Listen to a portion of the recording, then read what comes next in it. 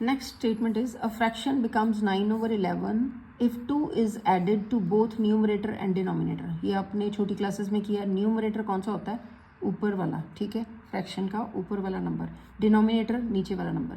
तो कहते हैं fraction becomes this if 2 is added to both. तो न्यूमरेटर और डिनोमिनेटर को हमने लेट कर लेना, ठीक है. न्यूमरेटर को x मान लो, डिनोमिनेटर को y मान लो. तो फिर क्या आ जाएगा?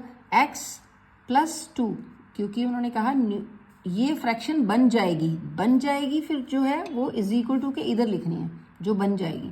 तो पहले इन्होंने आंसर दे दिया कि this fraction becomes 9, a fraction becomes 9/11. तो ये बिकम्स वाला इज इक्वल टू हो गया, ठीक है. If 2 is added to both numerator and numerator x मान लिया, 2 ऐड कर दिया, डिनोमिनेटर y मान लिया, 2 ऐड कर दिया, x +2 over y +2 is equal to 9/11.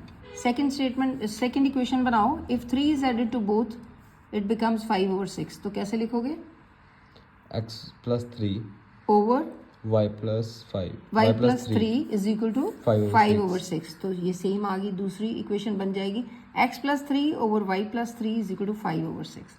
सबसे पहला काम आपको ये आना चाहिए कि स्टेटमेंट से इक्वेशन बनानी है. काफ़ी सम्स तो ऐसे हैं कि ऑलरेडी इक्वेशन बनी हुई है, तो उससे आपने फाइंड आउट करना है x की वैल्यू या y की वैल्यू, या एलिमिनेशन मेथड या सब्स्टिट्यूशन मेथड, ठीक है. तो अब इसमें क्या है, इसमें इन्होंने ये रिडल टाइप दिया हुआ. तो रिडल को पहले समझो और इक्वेशन बनाओ और फिर ही आपका सम सॉल्व होगा. नेक्स्ट स्टेटमेंट है 5 ईयर हेंस. हेंस मतलब आज से बाद, फ्यूचर में, आज के बाद 5 साल बाद. हेंस का मतलब होता है बाद, ठीक है, after. 5 year hence the age of Jacob will be 3 times that of his son. तो फिर जैकब और सन की एज मान लो. जैकब की x मान लो, उसके बेटे की y मान लो. तो 5 साल बाद जैकब की, आज जैकब की मान लो आज x है, ठीक है. आज जैकब की x है, तो 5 साल बाद कितनी होगी? x माइनस, और 5 साल बाद x + 5, ठीक है. और वो कहते 5 साल बाद जैकब की x + 5 होगी, और उसके बेटे की कितनी होगी 5 साल बाद? y + 5. उसकी भी 5 साल बाद +5 हो जाएगी ना. लेकिन कहता है जैकब की 3 गुना ज्यादा है उसके बेटे से. तो क्या होगा? 5 साल बाद x + 5 is equal to 3 times y + 5, ठीक है. ये 3 टाइम्स हो गया. नेक्स्ट इक्वेशन बनाओ अपने आप.